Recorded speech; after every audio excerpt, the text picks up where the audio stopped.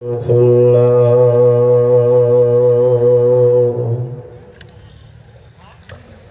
فقد قال الله تبارك وتعالى في كلامه المجيد وفرقان الحميد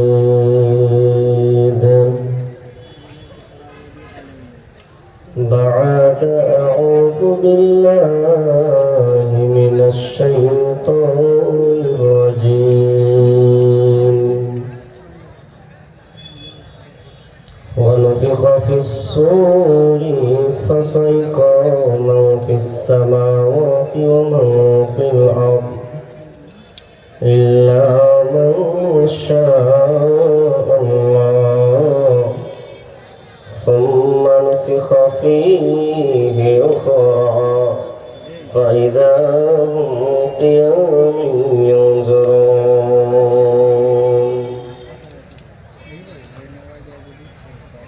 عن أبي هريرة رضي الله تعالى عنه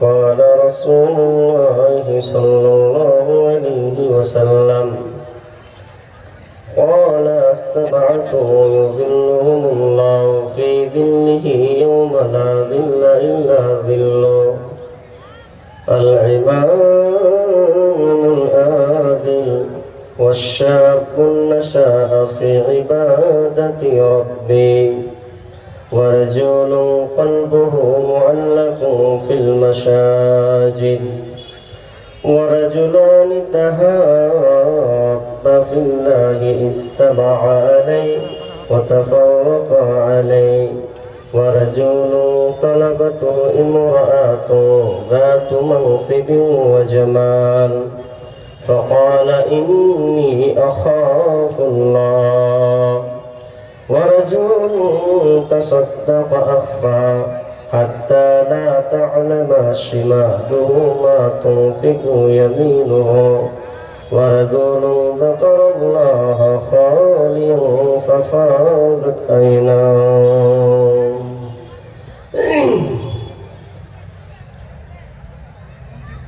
امرأة মেরে মুসলমান ওদের কেমন যে ঈমান না চিনি নবীর হাদিস না মানি কোরআন মোরা নামের মুসলমান ওদের কেমন যে ঈমান না চিনি নবীর হাদিস না মানি কোরআন নাচ গানের মঞ্চগুলো কতই ভালো লাগে কোরআন হাদিসের শুনলে কথা গায়ে জ্বালা ধরে নাচ গানের মঞ্চগুলো কতই ভালো লাগে কোরআন হাদিসের শুনলে কথা গায়ে জ্বালা ধরে আর জলসার নামে মেলা করি জলসার নামে মেলা করি ইসলামকে করি অপমান না চিনি নবীর হাদিস না মানি কোরআন ভাইরে না চিনি নবীর হাদিস না মানি কোরআন ঈদের বাজার মার্কেটে দেখো কত নারীদের ঢল জলসার মেলায় নর নারী করে ঝলমল ঈদের বাজার মার্কেটে দেখো কত মানুষের ঢল জলসার মেলায় নর নারী করে ঝলমল কমিটির সাপোর্ট আছে বলে কমিটির দুর্বলতা আছে বলে ধর্মের অপমান না চিনি নবীর হাদিস না মানি কোরআন। জলসার নামে ডেলিগেট করে মানুষ খাবে বলে, খাওয়া দাওয়া শেষ হলে ভাই বাড়ির টান মারে। জলসার নামে ডেলিগেট করে মানুষ খাবে বলে, খাওয়া দাওয়া শেষ হলে ভাই বাড়ির টান মারে। আর প্যান্ডেলের তলা করলি খালি, প্যান্ডেলের তলা করলি খালি দিনকে অপমান। না চিনি নবীর হাদিস না মানি কোরআন। ভাইরে না চিনি নবীর হাদিস না মানি কোরআন।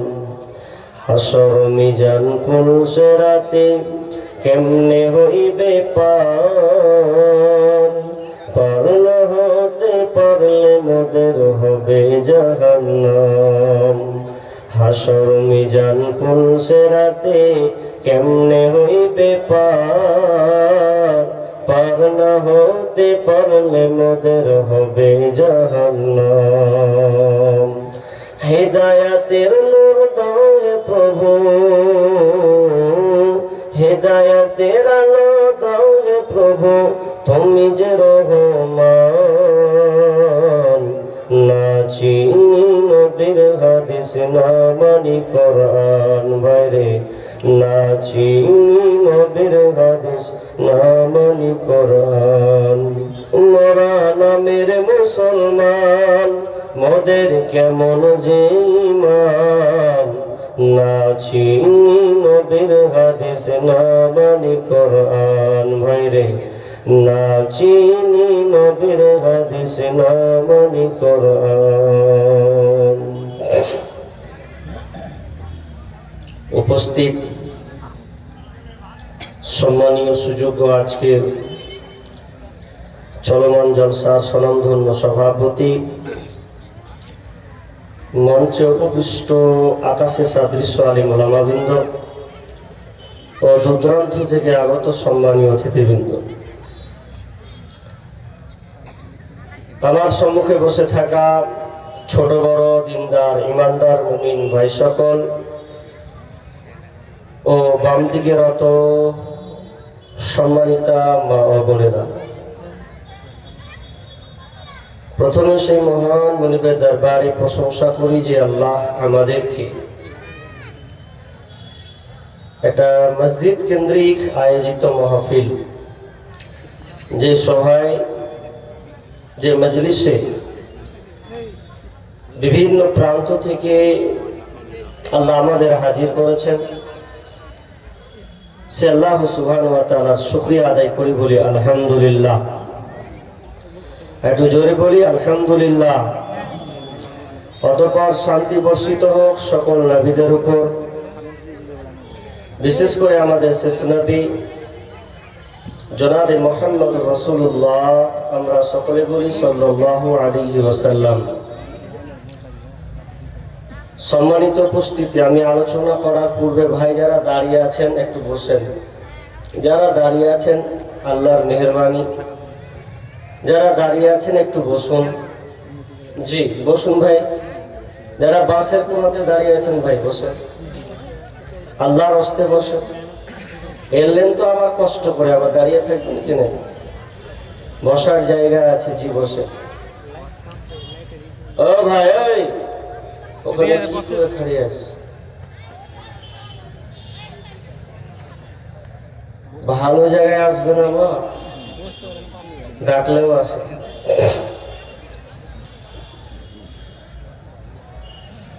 আমি আপনাদের সম্মুখে মহাগ্রন্থ আল কোরআন থেকে সূরা জুমার থেকে একটি আয়াত আপনাদের সামনে পড়েছি, আর একটা বুখারী ও মুসলিম দুই জায়গাতেই দুইভাবে বর্ণনা আছে। কিতাবুল আযান থেকে যে হাদিস বার এবারাত, সেই এবারতটা আমি আপনাদের সামনে পড়েছি। এই আয়াত ও হাদিসকে সামনে রেখে আজকের আমার টপিক আলোচ্য বিষয়ে আল্লাহর আরশের ছায়া।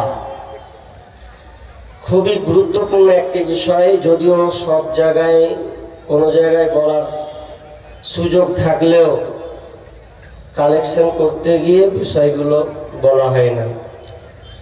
এখানেও তাই, কারণ প্রথম ডেট নেওয়ার বললো যে এরকম এরকম ব্যাপার, ঠিক আছে, অসুবিধা নেই। তো মসজিদের উন্নতি কল্পে জালসা, যেহেতু আমি আপনাদের কাছে না 10টা যেহেতু সময়, তা আপনাদের কাছে আমি 1 ঘন্টা 15 মিনিট চলে গেল মতন কিছু আলোচনা করব, আর কিছু আপনাদের কাছে এই মসজিদের জন্য সাহায্য চাইব। আপনারা যে যা পারবেন, যতটুকু পারবেন চেষ্টা করবেন। আমি ভূমিকা আর বাড়াবো না, যেহেতু সময় কম। ভূমিকা কিছু বলার দরকার ছিল, বললাম না। তবে এতটুকুই আপনাকে বলি যে পৃথিবী একদিন ধ্বংস হয়ে যাবে, এটাতে সবাই একমত। আস্তিক হও আর নাস্তিক হও। নাস্তিকরাও জানে যে পৃথিবী একদিন বিলুপ্ত হবে, শেষ হবে।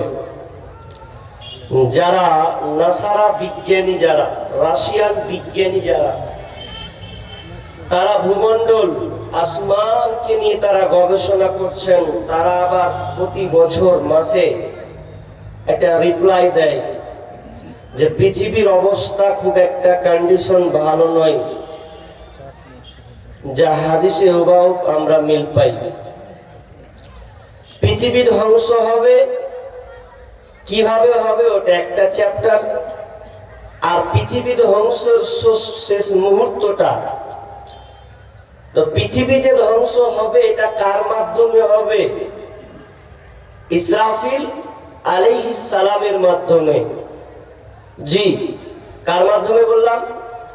ইসরাফিল আলাইহিস সালাম, তার মাধ্যমে এই বাঁশিটা তিনি লাগাম নিয়ে আছেন, মুখে দিয়ে আছেন। অনেক রেফারেন্স আছে।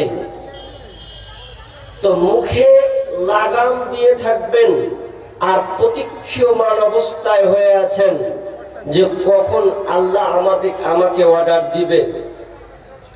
আল্লাহ রাসূল বলছেন সাহাবীদেরকে, কাইফা আনআমু ওয়া সাহিবুস সুরি ক্বাদ ইলতাকামা ওয়া আসগা সামআহু ওয়া হানা জাবহাতাহু ইয়ানতাজিরু মাতা ইউমারু বিন নাফতি।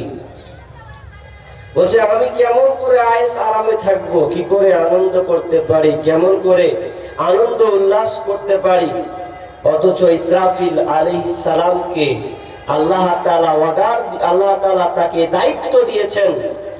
পৃথিবী যখন ধ্বংস হবে, আল্লাহ যখন বলবে তখন পৃথিবী ধ্বংস শুরু করবে। একটা আয়াত পড়েছি, হাদিস অনেকগুলো আছে, তাহলে আমরা আয়াতটার তর্জমা করি, দিয়ে আরশের ছায়া এ ব্যাপারে আমরা আলোচনা করব। তো আরশ এটা আল্লাহর সিংহাসন। আরশ আল্লাহর একটা সিংহাসন, কারণ আল্লাহ আছেন আর রহমানু আলাল আরশি ইস্তাওয়া। আল্লাহ 7 আসমানের উপরে রয়েছেন।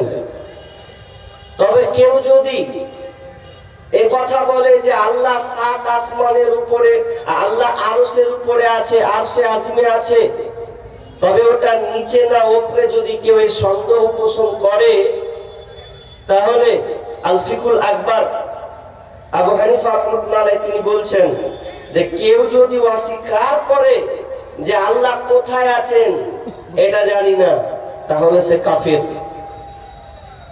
তাহলে আল্লাহ আরশের উপরে রয়েছেন, তবে কিভাবে আছেন এই ব্যাখ্যা কিন্তু আল্লাহ রাসূল করে যাননি, কোথাও নাই। যেভাবে আছে সেভাবে আপনাকে মেনে চলতে হবে, এতটুকু যথেষ্ট।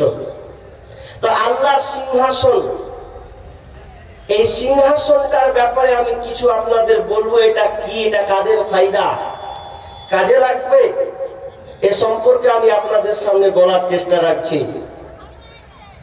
পৃথিবী ধ্বংস হবে কার মাধ্যমে বললাম? ইসরাফিল আলাইহিস সালামের মাধ্যমে। بسم الله الرحمن الرحيم ونفخ في الصور فصيق من في السماوات ومن في الأرض إلا من شاء الله ثم نفخ فيه أخرى فإذا هم قيام ينظرون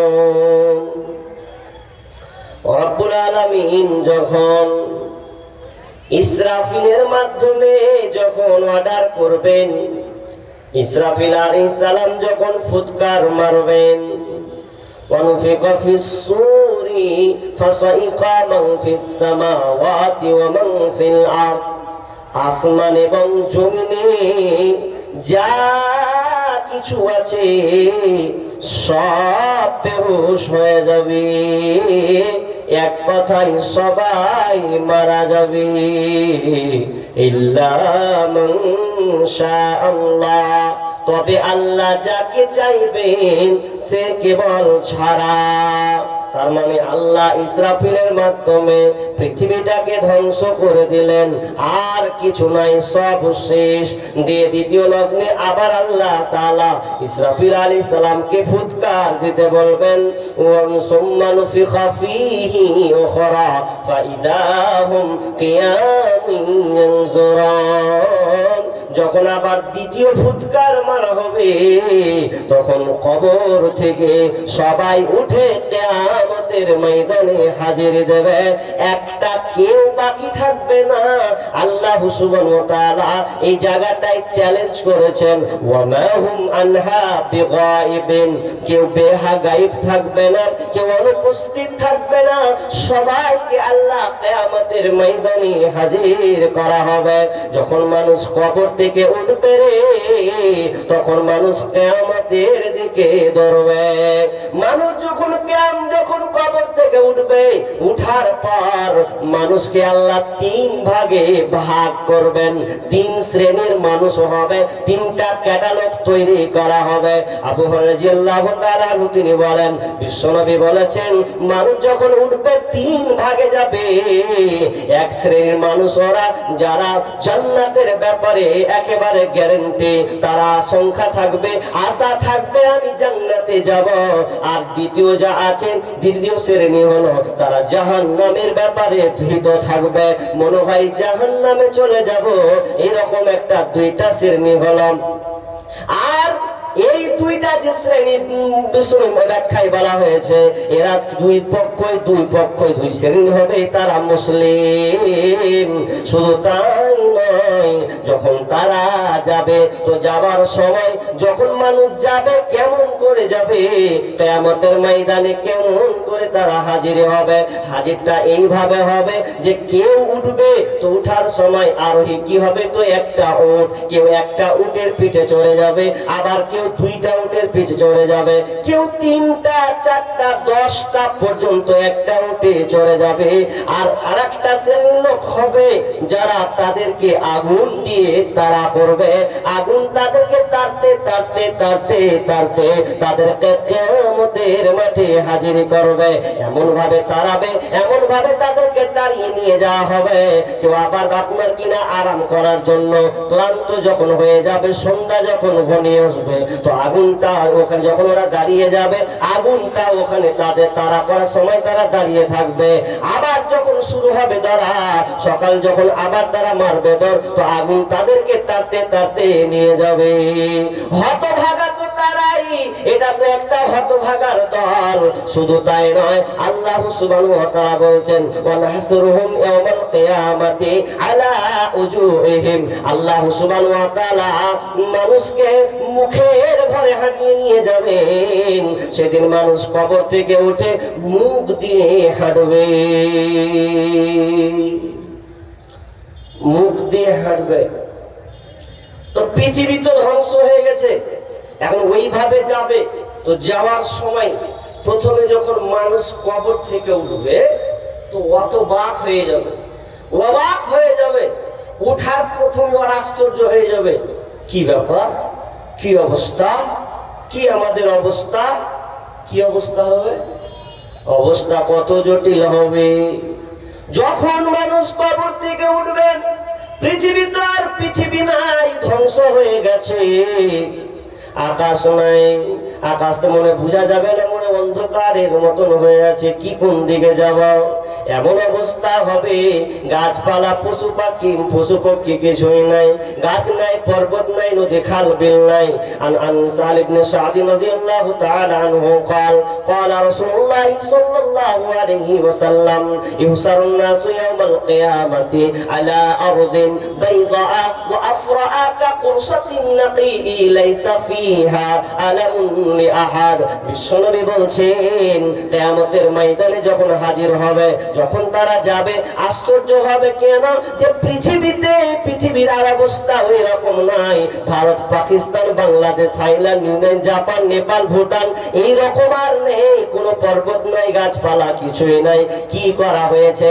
আলা আরদিন বাইদা ওয়া আফরা, সাদা লাল মিশ্রিত একটা সমতল ভূমি বানিয়ে দেওয়া হয়েছে। উঁচু নিচু বলে কোনো জায়গা নাই। লাইসা ফি আলামুন লিহা কাকুরসাতিন নাকি, শুধু তাই নয়, ওটা খোলা সাদা রুটির মতন বানিয়ে দেওয়া হবে। ময়দানকে রুটির মতন বানিয়ে দেওয়া হবে। কেমন রুটির মতন? আপনার বোন, আপনার বিবি, আপনার মা যে খোলানে রুটিটাকে পাকায়, এর তলাটা যেমন চিকন হয়ে থাকে, সমান হয়ে থাকে, ওই রকমই আল্লাহ পৃথিবীটাকে সমতল বানিয়ে দেবেন, সমান বানিয়ে দেবেন। আর বলে কিছুই থাকবে না। শুধু তাই নয়, যখন মানুষ কবর থেকে উঠবে রে, উঠার সময় প্রথমে তারা দেখবে আরে পা পুরো নোংরা অবস্থা হয়ে গেছে, গাছপালা পশু পাখি তো কিছুই নাই, এগুলো তো দেখতে পাচ্ছি না, পর্বত নাই, খাল বিল কিছুই নাই, কিছুই অট্টালিকা, কোনো বিল্ডিং কোনো কিছুই নাই। তবে নাই তো নাই। তারা নিজের পরনের দিকে তাকাবে, এই অবস্থা খুব খারাপ, তারা উলঙ্গ অবস্থায় উঠবে, কারো পরনে কাপড় থাকবে না। আয়েশা রাদিয়াল্লাহু তাআলা আনহা তিনি বর্ণনা করেছেন, বিশ্বনবী বলছেন ইহসারুন নাসু ইয়াউমাল কিয়ামাতি উফাতান উরাতান গুরলা। মানুষ যখন উঠবে তিনটা দিক লক্ষ্য করবে। একটা উফাতান উরাতান গুরলা, মানুষ যখন উঠবে নাঙ্গা অবস্থায়, আপনার খালি পায়ে নাঙ্গা অবস্থায় এবং খাদনাবিহীন এই আকৃতিতে তারা কবর থেকে উঠবে। কারো কপরে কোনো কাপড় থাকবে না, পায়ে কোনো স্যান্ডেল থাকবে না, পায়ে স্যান্ডেল নাই, কোনো কাপড় নাই, খাদনাবিহীন থাকবে। যখন বিশ্বনবী এই কথা আয়েশাকে যখন বলছেন, আয়েশা খুব বুদ্ধিমতী মহিলা ছিলেন, সঙ্গে সঙ্গে পাল্টা বিশ্বনবীকে প্রশ্ন করতে লাগলেন। বললেন ইয়া রাসূলুল্লাহ, আন-নিসাউ ওয়ার রিজালু জামিআ ইয়ানজুরু বা'দুহুম ইলা বা'দিন। ইয়া রাসূলুল্লাহ, আপনি বললেন কারো পরনে কাপড় থাকবে না, ছেলে মেয়ে তো একাকার হয়ে থাকবে, ছেলে মেয়ে একাকার হয়ে থাকবে, কারো পরনে কাপড় থাকবে না, তাহলে তো ওর দিকে তাকাবে, ওর দিকে তাকাবে, এইরকম দৃশ্য হয়ে যাবে। তাহলে এক কথায় বলা যায়, আপনার ইজ্জত সবাই দেখে ফেলবে। যখন এই কথা বলা বিশ্বনবী বললেন, ফাকালা ইয়া আয়েশাতুল আমরু আশাদ্দু মিন আন ইয়ানজুরা বা'দুহুম ইলা বা'যিন। হে আয়েশা, তুমি যেটা আমাকে বলেছো যে বেকর অপর দিকে তাকাবে, এটা কোনো মতে নয়। মানুষ এর অপর দিকে তাকা তো দূরের কথা, এটা থাকবে না, বরং তারা বিভীষিকাময় পরিস্থিতির মধ্যে থাকবে। এক কথায় তারা নিজেকে বাঁচার জন্য ত্রাহি করবে, কি হবে আমার, ওই মানসিকতা তার মাথায় কাজ করবে না। কেমন কাজ করবে না? ওই মাথাতে ওই বুদ্ধিটা খেলবে না।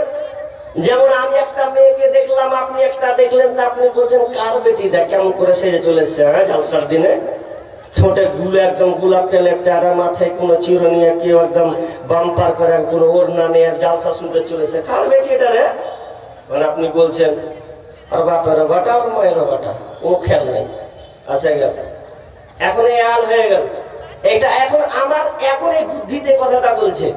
তো বিচারের ময়দানটা কত কঠিন হবে, কেউ কারো দিকে তাকাবার কোনো ওই ধ্যান তো দূরের কথা, নিজেকে বাঁচার জন্য আমি একটা দুটা উদাহরণ দিব, তাহলে আপনি ওই হাদিসের ব্যাখ্যাটা আপনি হৃদয় থেকে বুঝতে পারবেন, অন্তর থেকে বুঝে ফেলবেন। কেমন বুঝবেন? আপনার যদি সুগার হয়, সুগারের মানুষের অনেক ব্যায়াম থাকে, এই খাওয়া যাবে না, সে খাওয়া যাবে না, এইভাবে চলতে হবে, রাত জায়গা যাবে না, বেশি বেশি করে পানি মারবে। জি, তো সুগারের মানুষ অনেক নিয়ম নীতি মানতে হবে। এখন ওই সুগারওয়ালা মানুষকে যদি 1 বছর পর ক্যান্সার হয়, এত সুগার ধরলে তারপরের বছর ওকে ক্যান্সার হলো ধরেন, এখন ক্যান্সার যদি হয় তাহলে ডাক্তার বলে তুমি শেষ, তোমার ক্যান্সার হয়েছে। আচ্ছা বলুন তো, যে লোকটা সুগার ছিল এখন যদি ওকে ক্যান্সার বলে, সুগার বলে মনে থাকবে? মনে থাকবে? ও সুগার করে ভুলে যাবে, ক্যান্সার শেষ, আমি শেষ, অবস্থা খারাপ। তো ক্যান্সার নিয়েও টেনশন করবে, সুগারের কথা মনে থাকবে না, ভুলে যাবে। আমি একটা আরো ভালো করে উদাহরণ দিতে হলে বুঝেন, আপনি নতুন বিয়ে করেছেন, বিবি কোথায় বিয়ে করেছেন? তা একদম দক্ষিণ দিনাজপুর মালদা লোকের মানুষ, গাজলের মানুষ, কুশমন্ডি থানা থেকে একটা মেয়ে নিয়ে আসলেন, খুব সুন্দর মেয়ে নিয়ে এসেছেন, খুব ভালো দেখতে, সুন্দরী, খুব পছন্দ করে, বাড়ির সবার পছন্দ, আপনার 1 নম্বরে আগে পছন্দ। এখন বিয়ে করেছেন, এখন বিয়ে যখন করলেন তো এখন বিবি আবদার করছে আপনার কাছে। কি আবদার করছে? বলছে হ্যাঁ জি, খুব অনেক দিনের তামান্না ছিল জি, আমি যাকে বিয়ে করবে যে আমার সঙ্গে হবে, আমি প্রথম আবদার করবো ওকে যে আমি ওর সাথে কোথাও বাইরে ঘুরতে যাবো। এখন নতুন যদি বিয়ে হয় তাহলে বিবির আবদার কে করবে না? চল, এখন সব দূরে বিবি কাছে, এখন বিবিকে বলবে ঠিক আছে, কি করে যাবি? এক কাজ করো, একটা প্রাইভেট গাড়ি করো, বাস ট্রেনে যাবো না, দুজনাতে যাবো, কি আনন্দতে যাবো, সেটাও ঠিক রে, তো চল। এখন গাড়ি করে নিলে, এখন গাড়ি করার পরে দুজনে একদম ভালো করে চাপলো, হ্যাঁ, হযরত আলীর ভাষা হেন্টা করে চাপলো, নাকি ওর ভাষা ওই হেন্টা শব্দ ব্যবহার করে, তো ভালোভাবে চাপলো। আর চাপার সময় দুজনে চেপেছে, কাউকে লাইন, শুধু ড্রাইভার কোথায় যাবে? তো বলছে চলো আজকে কোথায় যাবে? চলো হাজারদুয়ারি যাব। হাজারদুয়ারি গিয়ে একটা আবার বেলডাঙ্গাতে মসজিদ হবে নাকি, ওটাও দেখতে যাব, দুইটাই হয়ে যাবে। এখন স্বামী স্ত্রী দুজনে চেপেছে, স্বামী স্ত্রী কত ভালোবাসার মানুষ, বেশি দিন হয়নি দুজনে ভালোবাসার মাতোয়ারা হয়ে গেছেন, এমন ভালোবাসা তো গভীরে চলে গেছেন, দুজনে ধুতে আছেন, গল্প চলছে, বিবি আগেকার হিস্টোরি, কলেজের স্কুলের হিস্ট্রি বর্ণনা করছে, এত সুন্দর করে বর্ণনা করছে, নিজের চেহারার বর্ণনা করছে, আমি এইরকম, তুমি পাগলা হয়ে গেছো বলে তুমি আমাকে বিয়ে করেছো, তুমি আমাকে বেছে বিয়ে করেছো, দেখছো আমার শরীরের অবস্থা, দেখছো আমি এইরকম, এমন ভাবে বর্ণনা করতে করতে স্বামী খুব খুশিতে শুনছে, ভালো লাগছে, তাই তো তোমাকে আমি চয়েস করে নিয়েছি। এই গল্প চলছে, আর গল্প করতে করতে ড্রাইভার বলছে এদের ভ্যাট ভ্যাদানি কতক্ষণ থেকে চলবে, হে খুব তো এদের ভ্যাট বাদানি চলছে, গাড়ি তো আমি চালাচ্ছি, তো চালাতে চালাতে গাড়ি চলছে জাতীয় সড়ক, 12 সড়ক দিয়ে চলছে, কত ভোল্টেজে, তোমার স্পিড হলো আপনার 120, এত 120 গতিবেগে গাড়ি চলছে। এমন সময় ড্রাইভার বলছে ও তোমরা শোনো, ভ্যাট ভ্যাট কমাও, এখন গাড়ি চালাতে যাচ্ছি, ব্রেক মারছি, ব্রেক ধরে না, ব্রেক ফেল। এখন স্ত্রী বলছে বাদ দাও, ড্রাইভারের কথা কিছু কইতে দিয়া, এত সুন্দর রঙ্গরসের গল্প করছে আর ড্রাইভারের কথা শুনবে, বাদ দাও। আচ্ছা কি বলবে ও, কি বলবে ও? লাস্টে একটা কথা বলবে, তখন হুড়া মেরে বলবে তোর কথার কিছু কইতে দি, আখেরি আঞ্জাম দিয়েছে শুনেছিস কথা, তোরা রূপের আমার বর্ণনা শুনে লাভ নাই, তুই যতই সুন্দরী হও, যতই তুমি ভালো হও, ড্রাইভার বলেছে ব্রেক ফেল, ব্রেক ফেল মানে কোথাও ঠুকতে হবে, কোথাও মোকটাম পরে পড়বে, কোন গাড়িতে ধাক্কা মারবে, কিছুই থাকবে না, এক কথায় মৃত্যু ছাড়া আর কোনো রাস্তা নাই। তার মানে ওর বিবির সৌন্দর্য নিবে না, বর্ণনা নিবে না, বিবি যেমন থাক আর ওর দিকে চোখ যাবে না, শুধু দাম ধার, দিলটা ধারাস ধারা, না জানি কোথায় ঠুকে মারা যাব। এটা তো দুনিয়ার আপনাকে এক্সাম্পল দিলাম, বিচারের মাঠ খুবই কঠিন হবে, এত কঠিন হবে কেউ কারো দিকে তাকাবার কোন অবস্থা রাখবে না, বরং নিজেকে বাঁচার জন্য ত্রাহি ত্রাহি করবে। বিষয়টা আরশের ছায়া লম্বা আছে, খালি তর্জমা করে দেবো রাষ্ট্রের বেলা, জানা সময় না পেলে। তবে বিচারের যে আরশের ছায়ার কথা বললাম, তো আরশের ছায়াটা কি, এটা আল্লাহর রহমতের ছায়া সিংহাসন। এই আরশের ছায়া তলে 7 শ্রেণীর লোক, 7 শ্রেণীর মানুষ স্থান পাবে। কেন? কারণ বাকি যত জায়গা থাকবে ভয়ানক পরিস্থিতি হবে, মানুষ সূর্যের তাপে থাকতে পারবে না। কারণ সূর্যটাকে কিয়ামতের ময়দানে মাথার উপরে নিয়ে আসা হবে। 50,000 বছর হবে একটা দিন, টানা 40,000 বছর দাঁড়িয়ে থাকতে হবে। 10,000 বছর বিচার চলবে, হিসাব নেওয়া, বিচার চলবে, হিসাব নেওয়া হবে। এমন পরিস্থিতি হবে যে আর নাই কোথাও লুকাবো, এরকম কোনো জায়গা নাই। তো আরশের নিচে পালাবো, লুকাবো, তো লুকাতে যে কেউ পাবে না। কেন? যারা শাস্ত্রের মধ্যে না পড়বে তারা ঢুকতে পাবে না, এই আল্লাহর রহমতের ছায়াতে তারা ঢুকতে পাবে না। কেন?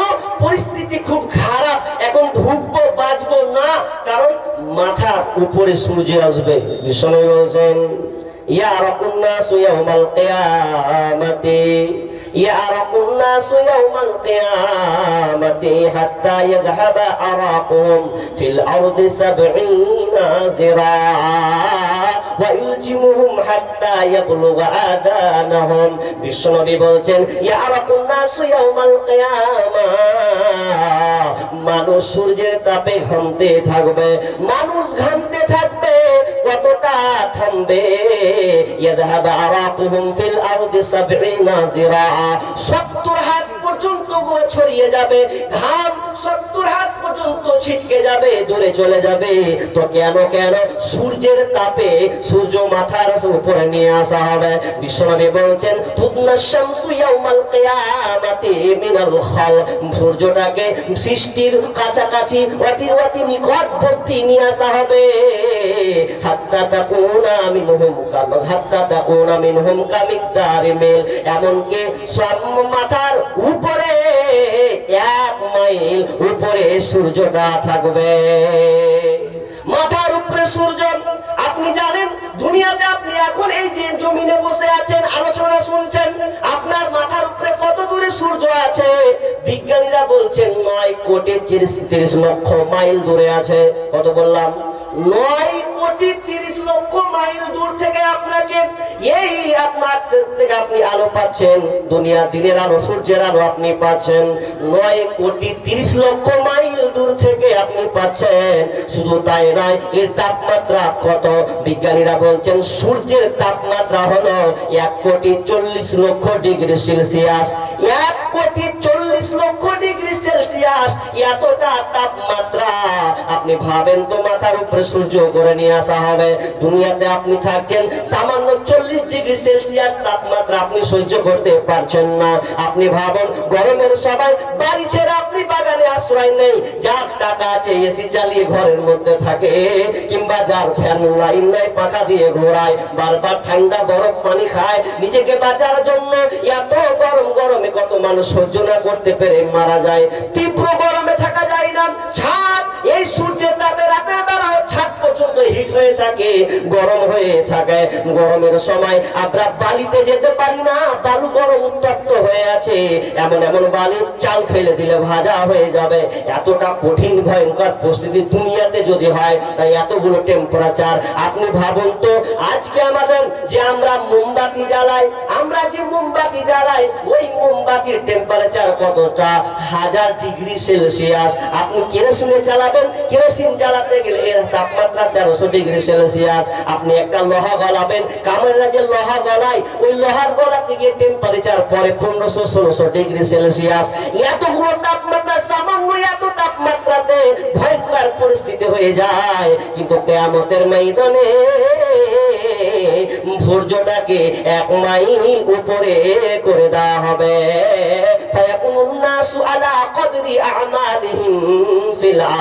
মানুষ তখন আমলের অনুপাতে ঘামতে থাকবে।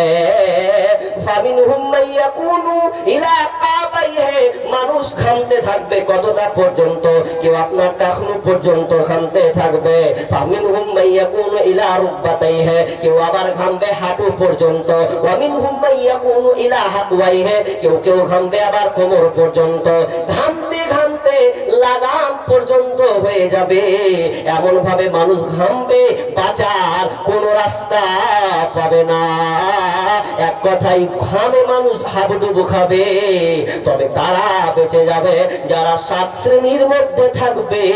ওরা আরশের নিচে ছায়া পেয়ে তারা নিজেকে ধন্য মনে করবে। 7 শ্রেণীর মানুষ এই আরশের নিচে ছায়া পাবে, যে ছায়াটা আল্লাহর রহমতের ছায়া। তাহলে 7 শ্রেণীর মধ্যে আমাকে পড়তে হবে, তাহলে আমি ওখান থেকে বেঁচে যাব। জি, তাহলে বাঁচতে হলে 7 শ্রেণীর মধ্যে আমাকে ঢুকতে হবে, নিজেকে চেষ্টা করতে হবে যাতে আল্লাহ আমি এই পরিস্থিতির মধ্যে না পড়ে যাই। তাহলে সবসময় আপনাকে চেষ্টা করতে হবে। তা আমি এবার সরাসরি আর লম্বা করছি না। তাহলে এখন মাথা সূর্যের উপরে, অবস্থা খুব খারাপ, কিন্তু 7 শ্রেণীর মানুষ যারা, তারা থাকবে শান্তিতে আরশের ছায়ার নিচে। এবার কারা কারা, এবার গুনিয়ে দিয়েছি, হাদিস বলে দিয়েছি, সবটি বলতে পারবো না, কিন্তু আমার সঙ্গীত আছে, ওটা দিয়ে আপনি বুঝে নেন। জি, ওটা দিয়ে বুঝে নেন। 7 শ্রেণীর মানুষ আরশের নিচের ছায়া পাবে। আরশের নিচে জায়গা যদি পেতে চাও, 7 শ্রেণীর মধ্যে তুমি গণ্য হও। আরশের নিচে জায়গা যদি পেতে চাও, 7 শ্রেণীর মধ্যে তুমি গণ্য হও। শাসক যদি হয়ে থাকো, নেই পরায়ণ হও, ইবাদতের মধ্য দিয়ে যৌবন কাটাও।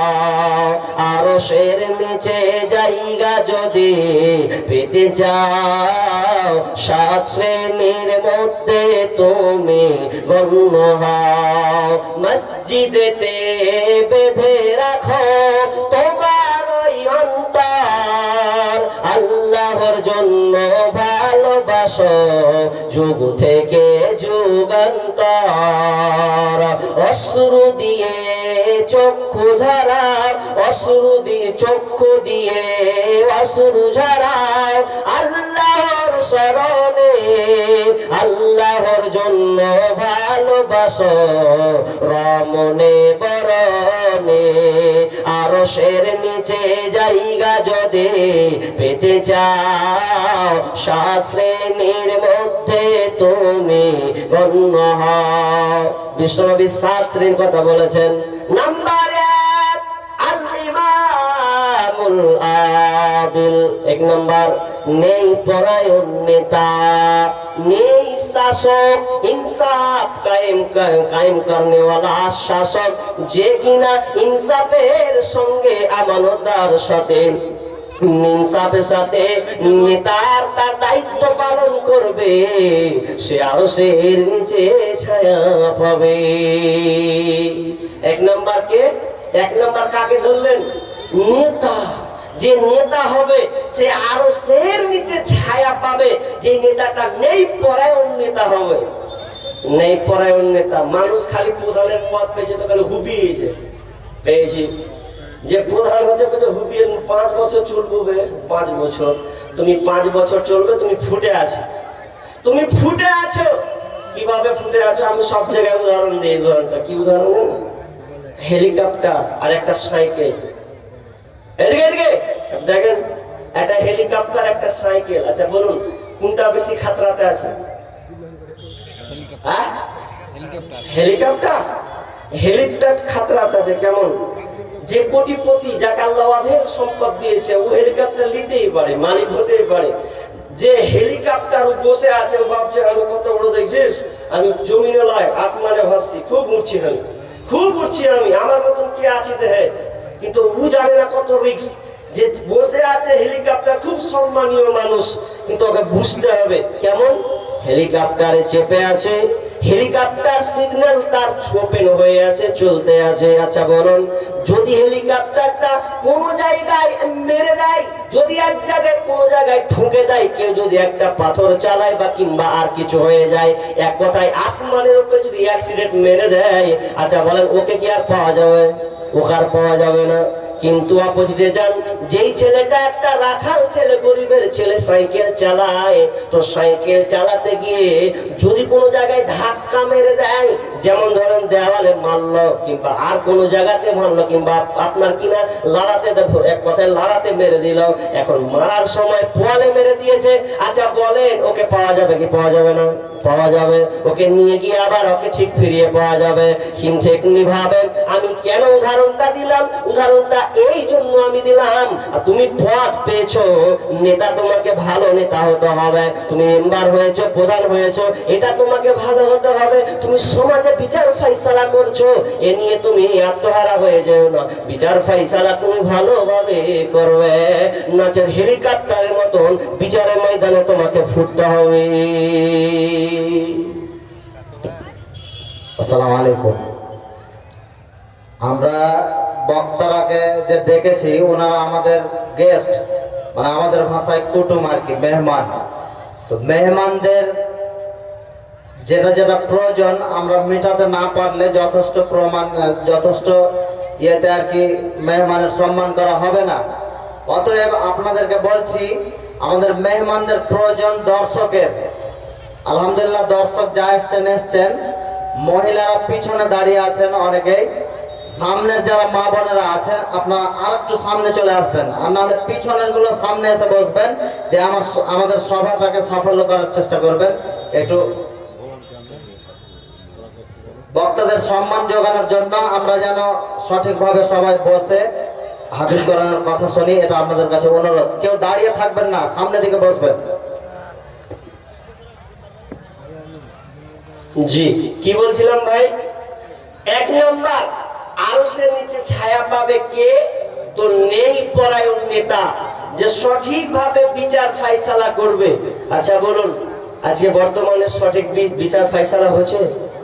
জি, যারা পদে আছে, যারা দায়িত্বে নিয়েছে, আচ্ছা বলুন তারা ন্যায়ের সঙ্গে বিচার ফাইসালা করে?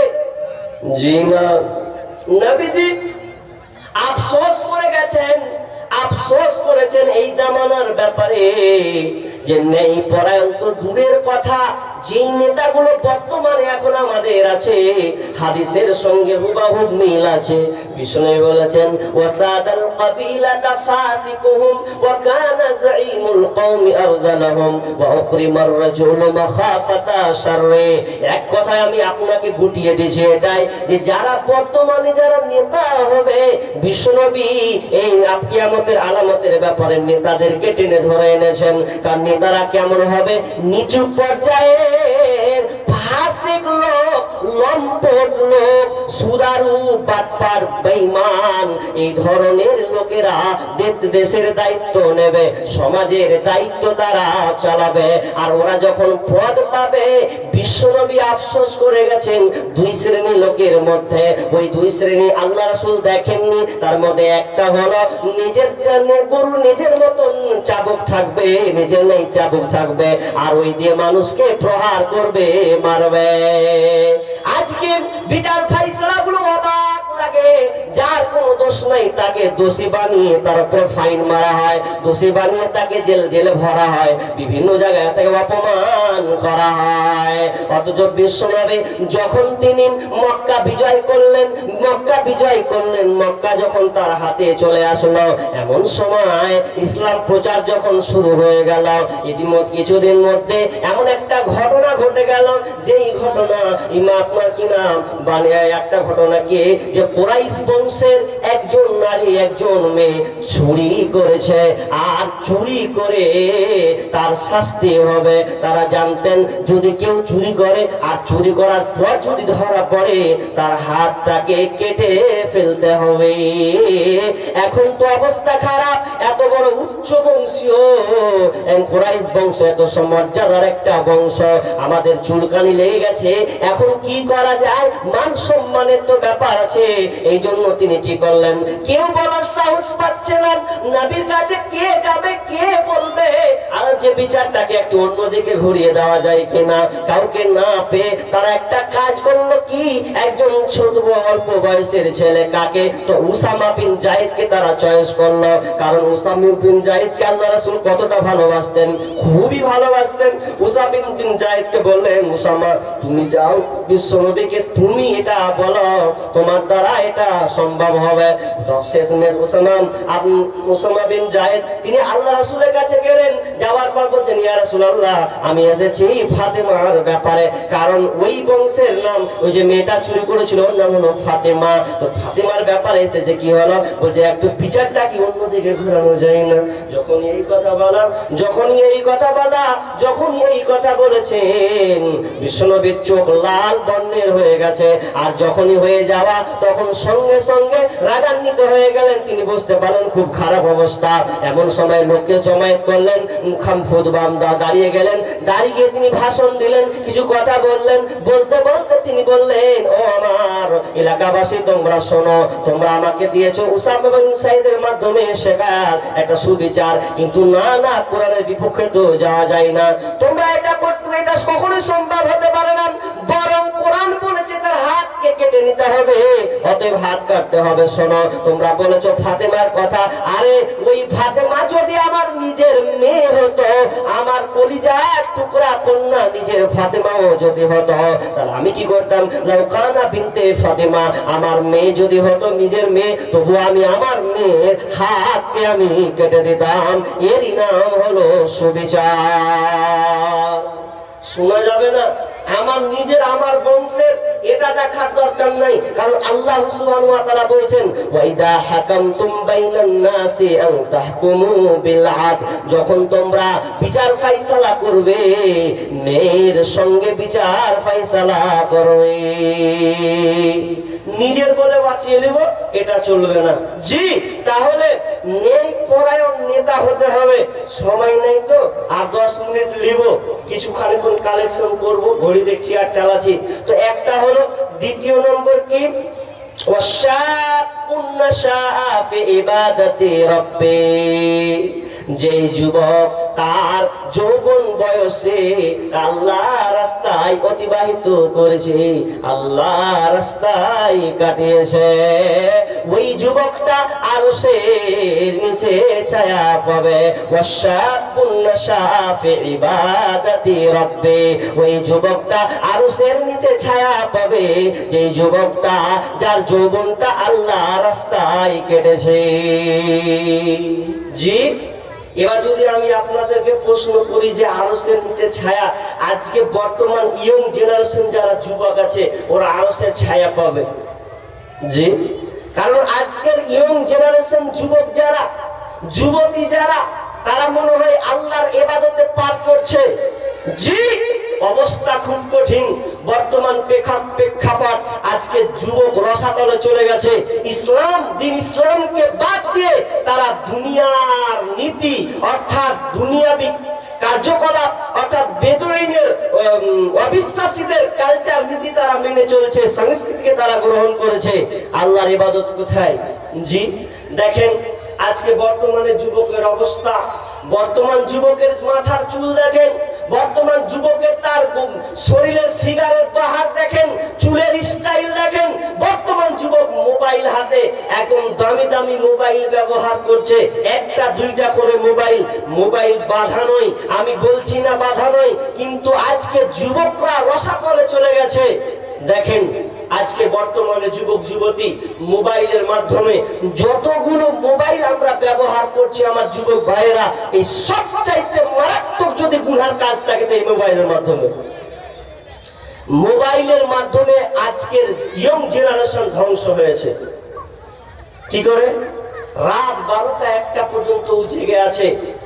আজকে একটা এমন একটা কালচার হয়ে গেছে, ফ্যাশন হয়েছে, নিয়ম নীতি হয়েছে, যাকে গার্লফ্রেন্ড বয়ফ্রেন্ড এখন সংক্ষিপ্ত নাম দিয়েছে জিএফ আর বিএফ। জিএফ মানে গার্লফ্রেন্ড, বিএফ মানে বয়ফ্রেন্ড। আজকে এটা সামান্য হয়ে গেছে, বাপ মার মাথা ব্যথা নাই। যুবক বলো, তোমার এই হালাতে তুমি তুমি কি করে তোমার এই যৌবন সময়টাকে যে নষ্ট করছো? তোমার কি মনে হয় যে আমি আরশের নিচে ছায়া পাবো, নেব? কি অবস্থা আজকে মোবাইলে, আজকে যুবকরা শেষ হয়ে গেছে। অথচ যুবকের দাম কত?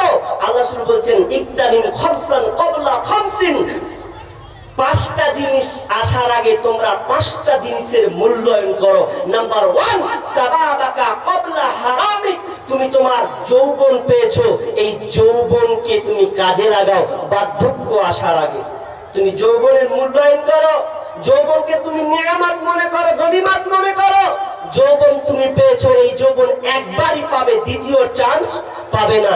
দেখেন না কত বাপজি, কত বৃদ্ধ অবস্থায় বয়স হয়ে গেছে, 60-70 বছর হয়ে গেছে, চায়ের দোকানে আর ভাতের টেবিলে বসে যখন ওকে পানি দেওয়া হয়েছে তো পানিটা ঠিক মতন করে খেতে পারছে না।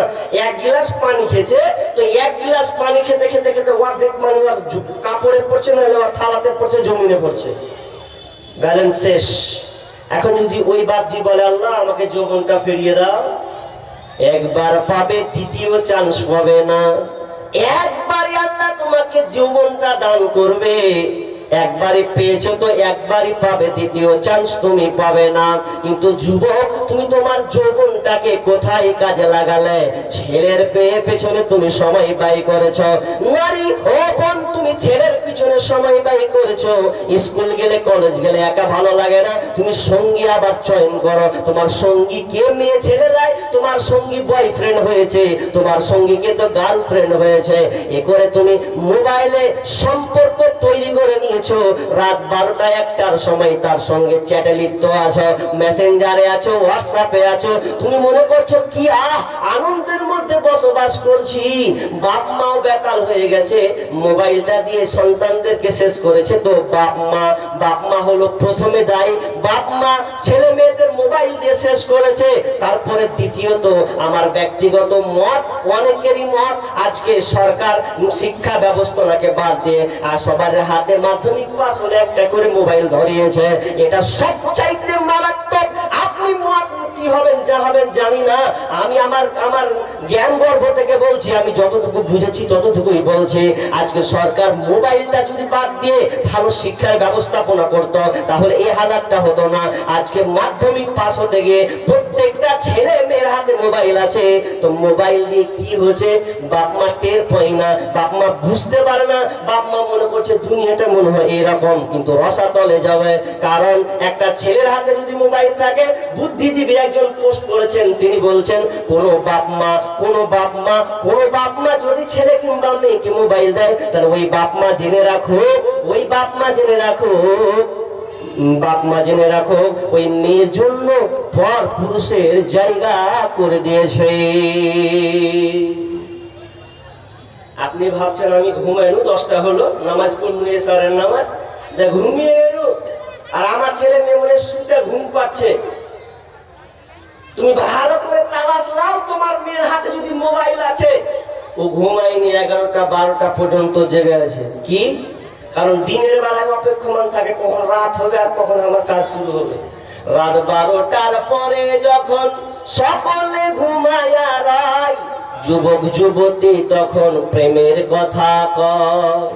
রাত 12টার পরে যখন সকলে ঘুমায়া রায়, যুবক যুবতী তখন ফোনে কথা কয়।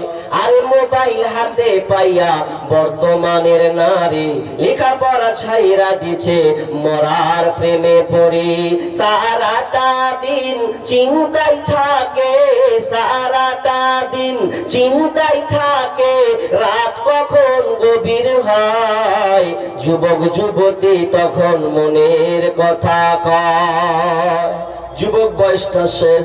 যুবক, তোমাকে একটা কথা বলি, যদি তুমি আল্লাহর আরশের ছায়া নিতে চাও, ও বোন, তুমি যদি আরশের ছায়া পেতে চাও, তাহলে তোমাকে এখন থেকে প্রতিজ্ঞাবদ্ধ হতে হবে। আজ থেকে তোমাকে সিদ্ধান্ত নিতে হবে, আমি আর কোনো ছেলের নাম্বার রাখলাম না। ও ভাই তোমাকে বলি, বন্ধু তোমাকে বলে, আজ থেকে আমি কোনো মেয়ের মোবাইল নাম্বার রাখলাম না, তার সঙ্গে আমার কোনো সম্পর্ক থাকবে না। কেন কেন? আমার এই যৌবনটা খুবই গুরুত্বপূর্ণ।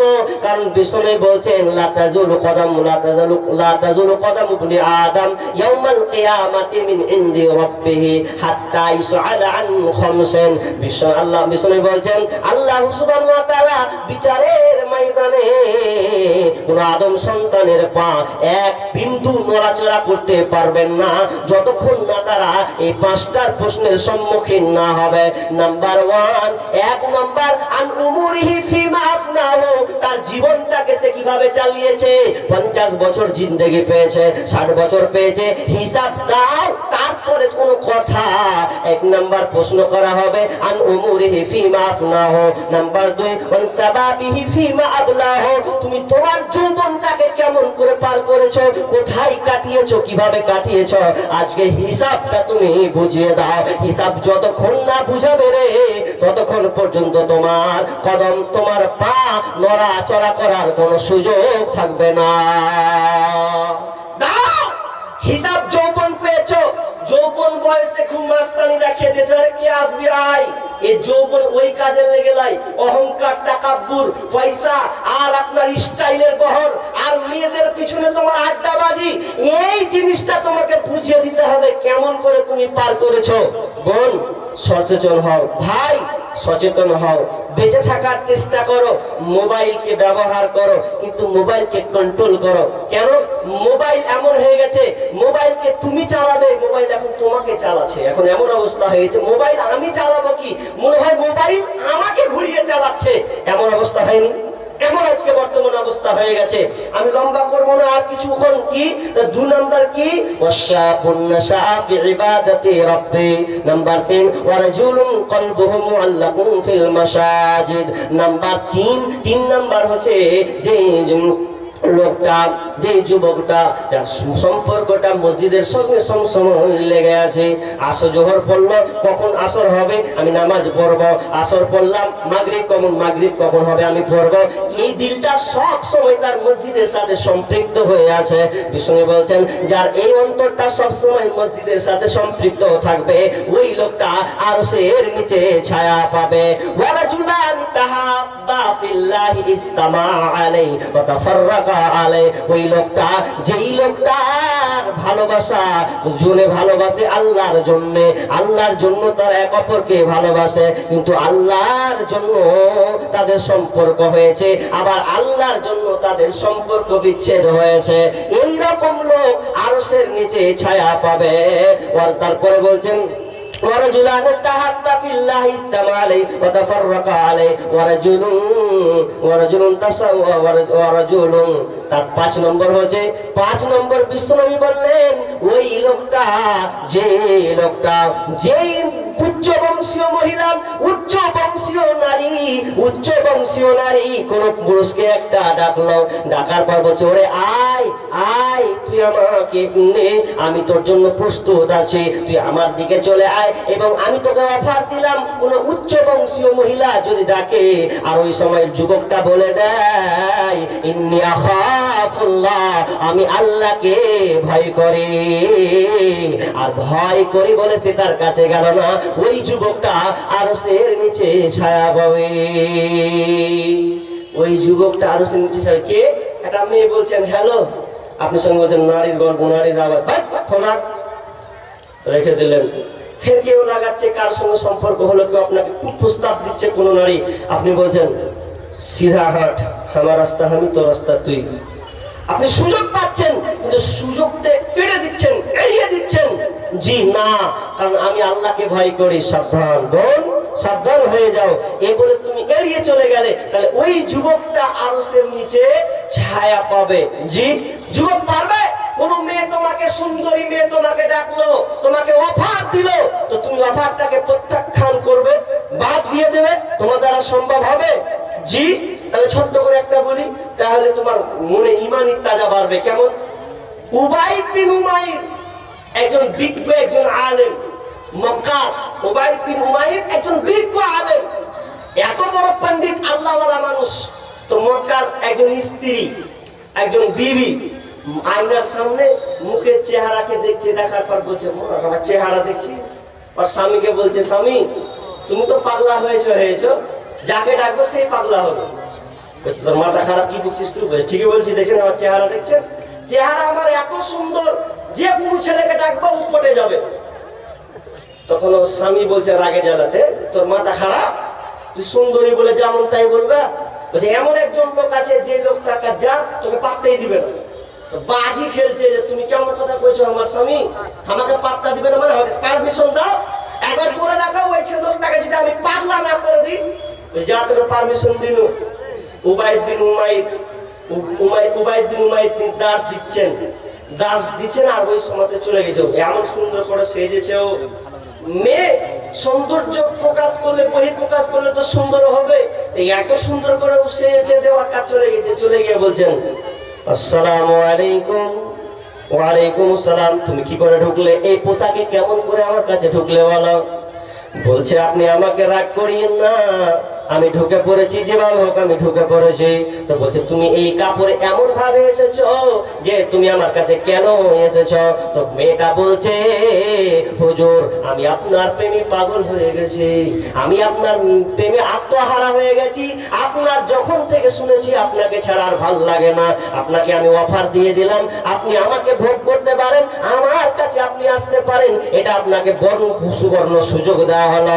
যেমনই কথা বলা, উবাইদ বিন উমাইর বলছেন খবরদার এরকম কথা তুমি বের করো না। শোনো, বলছে আমি বের হব না যতক্ষণ পর্যন্ত তুমি আমার কথা সাড়া না দেবে। তখন উবাইদ বিন উমাইর কত চালাক মানুষ ছিলেন, তখন তিনি বলছেন একে তো বের করতে হবে, একে একটা ভয়ের মধ্যে নিয়ে আসতে হবে। তখন বলছেন ও মহিলা শোনো, ঠিক আছে তোমার আমি আবদার পূরণ করে দেব, আমি তোমার দিকে ঝুঁকি মারবো, তবে আমার কয়েকটা প্রশ্ন আছে, এই প্রশ্নের উত্তর তোমাকে দিতে হবে। নাম্বার 1, বলো তুমি এই মহিলা তুমি বলো যখন তোমার মালাকুল মউত আসবে, যখন তোমার প্রাণ পাখিটাকে বের করে নিয়ে যাবে ওই সময়তে, আর আমি যদি বলে আসো মেয়ে এখন আমরা দুজনে নির্জনে চলে যাই, আচ্ছা বলো তো তুমি এটা কি চাইবে?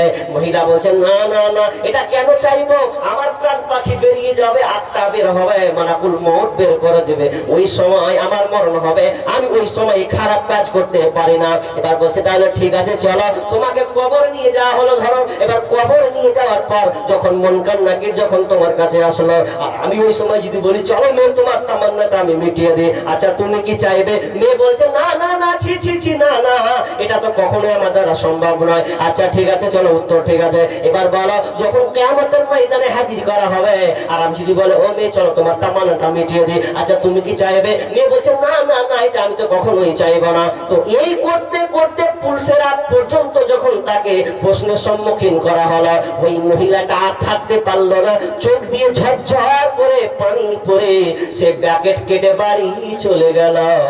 স্বামী আবার উল্টা হয়ে গেছে। কি হয়েছে? স্বামী আবার দেখছে আমার বিবি এত সুন্দরী ছিল, এত সুন্দর করে সাজতো, আজকেও তাপসীর মতন হয়ে গেছে, ওকে আর প্রেমিকার মতন পাচ্ছে না।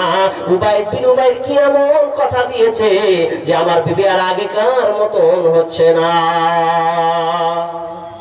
জি, যারা প্রকৃত আল্লাহকে ভয় করে তারা কোনোদিন কোনো মেয়ের পাত্তা দিবে না। তবে যারা আল্লাহকে ভয় করে না, যারা লম্পট বেঈমান, সেই লম্পট বেঈমানেরা মেয়েদের পিছনে পিছনে ঘুরবে।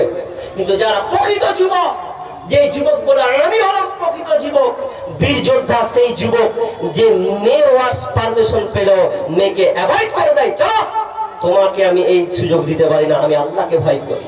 জি, 6 নম্বর ওয়ারাজুলুন তাসাদ্দাকা আখফা, ওয়ারাজুলুন তাসাদ্দাকা আখফা হাত্তা লা তা'লামা শিমালুহু মা তুনফিকু ইয়ামিনুহু।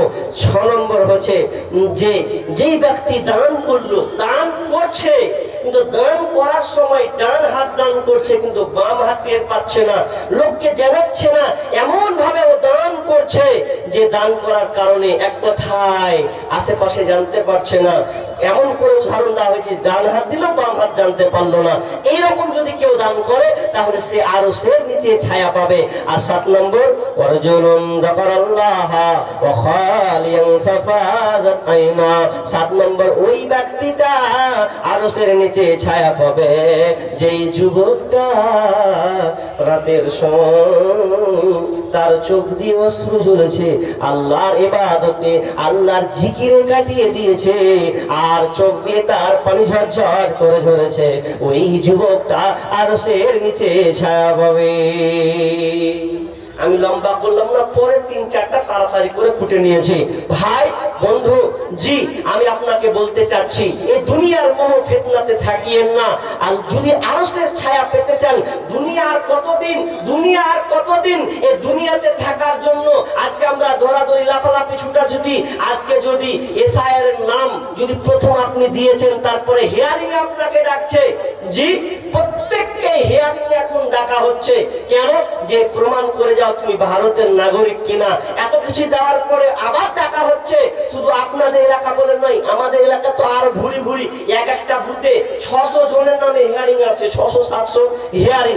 এসো তুমি বুঝিয়ে যাও তুমি ভারতের না। কি দিয়ে বুঝাবো? ওই জন্য এখন সুদের মধ্যে সব মানুষও খেপা পাগলা হয়ে গেছে, কইছে দাদার মাটির কবর লেছিলে, এবার তুই পাগলা খেপা পাগলা হয়ে গেছে। কি করবে? একজনকে দেখছি মাথায় টিনে করে যা ছিল সব মাথায় করে চলেছে, এবার কি নিবি? আমি বুঝতে পারি না কিছু। কি দিব তোকে? কি নিলে আমি ভারতের নাগরিক হব? বাপ দাদা যেখানে মরে গেল সেখানে। তো যাই হোক, আপনারা চেষ্টা করুন, আল্লাহর কাছে দোয়া করুন। আমি যেটা বলতে চাচ্ছি, দুনিয়ার ব্যাপারে আপনি এত কিছু রেডি করছেন যে আমি ভারতের নাগরিক কিভাবে প্রমাণ করব? এই জন্য আপনার ভয়, নেতা আমাকে ডিসেল ক্যাম্পে ভোট দেয় কিনা, এ আপনার ভয়। কিন্তু কবর বলে ভয় নাই, কিয়ামতের ময়দান বলে ভয় নাই। ওটাকে নিয়ে আগে ভাবুন। এটা তো 50-60 বছরের জিন্দেগি, আবাদান আবাদান আপনাকে থাকতে হবে, যেখানে রাস্তা নাই। এক লাশ যদি জাহান্নামে ঢুকে যান, রাস্তা খুব খাতারনাক, জাহান্নাম ভয়াবহ জায়গা। অতএব বিচারের ময়দানে মাথার উপরে সূর্য যদি আপনি না নিতে চান, যদি ওখান বিপদ থেকে বাঁচতে চান, তাহলে আরশের ছায়া পেতে হলে 7টা শ্রেণীর মধ্যে আপনাকে ঢুকে যেতে হবে, তবেই আপনি আরশের নিচে ছায়া পাবেন। বিস্তারিত আলোচনা নাই, যেহেতু আরো 2 জন বক্তা আছেন, 2 জনই আবার ভালো হাদিসের পণ্ডিত, ভালো বক্তব্য দেন। তার মধ্যে একটা আব্দুল করিম ভাই আর ব্রাদার রাহুল ভাই, তারা 2 জনেই মনে হয় হাজিরি দিয়েছেন, উপস্থিত হয়ে আছেন। ইনশাআল্লাহ আপনারা ধৈর্যের অনুকূলে যতক্ষণ শুনবেন, একটা টাইম মোতাবেক আপনাদেরকে আলোচনা শোনাবেন, ধৈর্যের সঙ্গে বুঝবেন। জি, আমি এখন আপনার কাছে হাত পাতবো কিছুক্ষণের জন্য, মাত্র 40 মিনিটের জন্য আপনাদের কাছে কিছু চাইবো।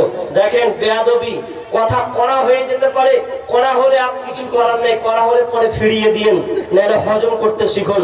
কি কথা? কোন বক্তা যখন কালেকশন করে তখন কইছে যে দেখে তারা চা মেরে চলে আসি, যা থাক থাক কিছু খেয়ে চলে আসি, একটু ঘুরে লিগা, তারপরে বক্তা শুনবে তখন শুনবো। তাহলে এটা যদি আপনি রাখেন, তাহলে আমি কেন? আমার মতন যদি বড় বড় বাঘা আলেম এসে বলে, তাহলে কোনো কাজ হবে না।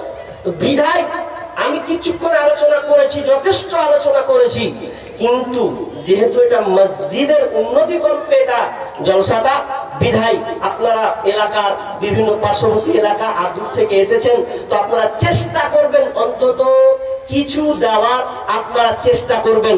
আমি বেশি পাবো নাকি জানি না, 10,000, 5,000, 2,000, 3,000, 1,000, যতটুকু সাধ্যে কুলাই। 10,000-এর দাতা আছেন কিনা তাও জানি না, তবে চেষ্টা করব। প্রথম নম্বরে কেউ যদি থাকেন যে আমি 10,000 টাকা দিয়ে এই প্রথম আমি শুরু করলাম, এই দানের ধারাটা আমি শুরু করলাম, একজন 10 বলেন, একজন 5 করে বলেন। দেখেন, সাহাবীদের বৈশিষ্ট্য ছিল কেমন, যে আল্লাহ রাসূল যখন গানের কথা বলতেন বা যুদ্ধর ব্যাপারে বা কোনো অভাব হলে, কোনো কিছুর প্রয়োজন হলে, বাইতুল মালের প্রয়োজন, তো তখন তিনি যখন চাইতেন, তখন সাহাবীদেরকে নিয়ে চাইতেন। তো সাহাবীরা কি করতেন? উঠে পালিয়ে যেতেন, মনে হয় না? উঠে পালাতেন না, ওনারা বসতে থাকতেন, না পারলেও বসে থাকতেন। মুখ দিয়ে তো আপনি এই দোয়াটা বলবেন যে আল্লাহ আমি অসহায়, আমি গরিব, আল্লাহ আমি পারবো না, তো আপনি আল্লাহ যে দিছে, আল্লাহ তুমি তাকে দেওয়ার তৌফিক দাও, আল্লাহ যেন আমি দিতে পারি, তোমাকে তৌফিক দাও। এরকম একটা মুখ দিয়ে দোয়া করবেন। 5,000 টাকা কেউ আছেন? 10,000? প্রথম একটা লোক 10,000, 10,000 মসজিদের এলাকার লোক যারা আছেন, যারা কাছের লোক আছেন, চাষি মানুষ ভালো পর্যায়ে আছেন, মাস্টার আছেন এলাকার, জি ডাক্তার আছেন, ব্যবসায়ী আছেন, ঠিকাদার আছেন, বলুন না এরকম লোক যে মসজিদের জন্য আপনি দিবেন। দেখেন এতগুলো মাইকিং, এতগুলো খরচ, তারপরে মসজিদের উন্নতিকল্পে অনেক খরচা। আপনি ভাবছেন যে এটা সস্তা? জি না। বলুন আল্লাহর জন্যে কারো মা নেই, কারো বাবা নেই, যেই মা কবরে শুয়ে আছে, যেই মা কবরে শুয়ে আছে, বাবা কবরে শুয়ে আছে,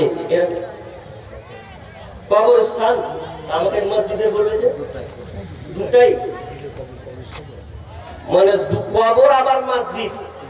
জীবনে এটা প্রথম আমার কাছে ঘটলো, কবর আর মসজিদ দুটাই তো নিয়ত করুন। আর এলাকার লোক তার তো আরো সুখবর যে আপনার এলাকার কবরস্থান, তার মানে আপনাকে শুনতে হবে, আপনি এলাকার মানুষ, তাহলে আপনাকে বেশি ভাবতে হবে যে কবরের দিকে যদি যাই তাহলে তো আমাকে ওখানে ঘুমাতে হবে, মুর্শিদাবাদ থেকে আপনার কবরে নিতে আসবে না, তো আপনার বেশি ভাব আর আপনারাও দিবেন, চেষ্টা করবেন। কিন্তু যারা এলাকার লোক আমি তাদেরকে জোর করে বলছি যে আপনারা বেশি বেশি করে দান দেওয়ার চেষ্টা করবেন। জি, যেই বাড়িটা আপনি তৈরি করছেন ওই বাড়িটা রং প্লাস্টার ছেলেদের জন্য আপনার জন্য এত সুন্দর করে করছেন, 10 লাখ 20 লাখ টাকা, 5 লাখ 2 লাখ খরচা করে দিচ্ছেন, কিন্তু যেই কবরে আপনাকে রেখে আসা হবে, যেই কবরে আপনাকে শায়িত করা হবে, সেই কবরটা হলো সামান্য 3.5 হাত মাটি, ওটাই আপনার আসল ঘর। বিষ্ণু বলছেন ইয়াতবাউল মাইয়িতা সালাসা ফায়ারজিউ ইসনানি ওয়া ইয়াবকা মা'উ ওয়াহিদ। রাসূল বলছেন মানুষ যখন মারা যায়, মানুষের সাথে মরে গেলে যখন তাকে কবরে রাখা হয় তো তার সঙ্গে 3টা জিনিস যায়। কি 3টা জিনিস? ইয়াতবাউহু আহলুহু ওয়া মালুহু ওয়া আমালুহু, 3টা জিনিস যায়। ফায়ারজিউ আহলুহু ওয়া মালুহু, 2টা জিনিস ব্যাক আছে, আহাল এবং মাল। আহাল এবং মাল। আহাল মানে আপনার বাপ যাবে আপনার মাটি দিতে, আপনার ভাই গেল, আপনার বন্ধু গেল, আপনার চাচা গেল, এরা সবাই আপনাকে মাটিতে যাবে। আর যে খাটলিয়া যে দিয়ে আপনাকে ঢেকে রাখা হয়েছিল ওগুলো সব রিটার্ন আসবে, তবে আপনার সঙ্গে থাকবে ওয়ায়াবকা আমালুহু, আপনার আমল আপনার সঙ্গে থেকে যাবে। বাকি দুনিয়া যত কিছু আছে এগুলো সব থেকে যাবে। জি, আসলে এগুলো কেউ আপন নয়, কেউ আপন নয়। আমরা যা আপন বলি আপনি মনে দেখেন 3 দিন পর আপনাকে কেউ মনে রাখবে না, 3 দিন পর আপনাকে মনে রাখবে না, যখন দূরে যাবে 1 মাস হতে দেন, আপনার ওই জায়গাটা যে বসেছিল ওই জায়গাটা আপনার জন্য রাখবে না, আপনাকে নিয়ে গল্প করছিল কেউ বলবে না যখন আর যাবো না ওই নেই, না আরো বেশি করে আড্ডা মারবে, আপনি চলে গেছেন তাই। জি, দুনিয়ার কেউ কারো আপন নয়, আপনি মরে গেলে সব শেষ। যতক্ষণ আছেন ততক্ষণ আপনাকে নিয়ে ঘোরাবে মানুষ, মা ছেলে বউ বেটি সবাই আপনাকে ঘোরাবে। জি, কিন্তু আপন কে? আল্লাহ। কিন্তু আমরা আল্লাহকে ছেড়ে দিয়েছি। জি, নিষ্ঠুরে পৃথিবীতে কেউ তো আপন নয় তোমারে, কেউ তো আপন নয়, কেউ তো আপন নয় তোমারে, কেউ তো আপন নয়। যাদের সাথে গড়ো তুমি হৃদয়েরই বাঁধন, ফাঁকি দিবে সে তোমাকে স্বার্থ হইলে সমর্পণ। হইল না তাই এই দুনিয়ায় পড়ে চলো না, নিষ্ঠুরে এই পৃথিবীতে কেউ তো আপন নয়, কেউ তো আপন নয় তোমারি, কেউ তো আপন নয়, কেউ তো আপন নয় তোমারি, কেউ তো আপন নয়, কেউ আপন নয়। আপনাকে একটা উদাহরণ দিই, মরার কথা বাদ দেন, মরার কথা বাদ দেন, যারা বয়স আছেন, বয়স্ক প্রাপ্ত চাচা আছেন, দাদু আছেন, দেখবেন বয়স্ক হয়ে গেলে সম্পর্কটা আস্তে আস্তে আস্তে আস্তে আস্তে ভ্যানিশ হয়। আপনার বাড়িতে 4টা ছেলে আছে, 4টা ছেলে আছে, সব বড় বড়, কে বিজনেসম্যান, কে এটা করে, কে ওটা করে। এখন আপনাকে ছেলেরা ভাগ করে নিয়েছে, ভাগ করেছে কিনা দেখেন ভালো করে, ছেলেরা ভালো ঘরে ঘুমাবে, ভালো জায়গায় ঘুমাবে, আর আপনার ঘরটা গোয়াল ঘরে বেছে রাখবে। গোয়াল যে ঘরটা ওটা আপনার জন্য থাকবে। আর চারটা বেটা বলবেন তুই কখন খিলাবি, তুই কখন খিলাবি, যে আমি সোমবার, তুই কখন মঙ্গলবার। বাপের খাবার পালিটা করবে কি, বাপের খাবার পালি সিস্টেম করে। আপনার এদিকে আছে বাপের পালি সিস্টেম? আছে সিস্টেম, মৌলবীর মতন পালি সিস্টেম করে দেওয়া হয়। জি, দুনিয়াতে এটা হয়।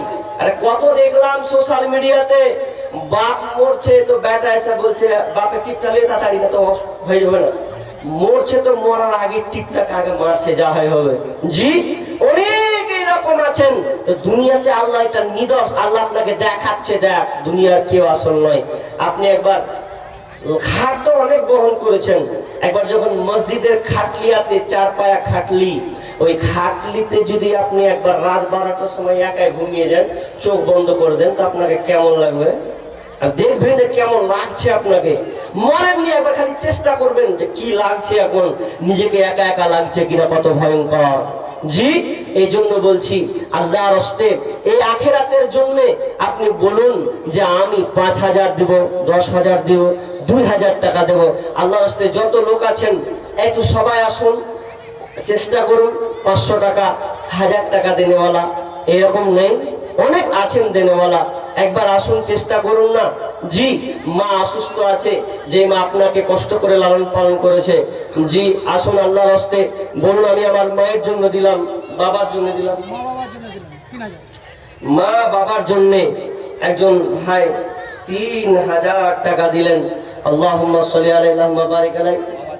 বাবার জন্য 1,000 টাকা, হায়াকাল্লাহ বারাকাল্লাহ। আরেকজন বাপজি দিলেন 500 টাকা।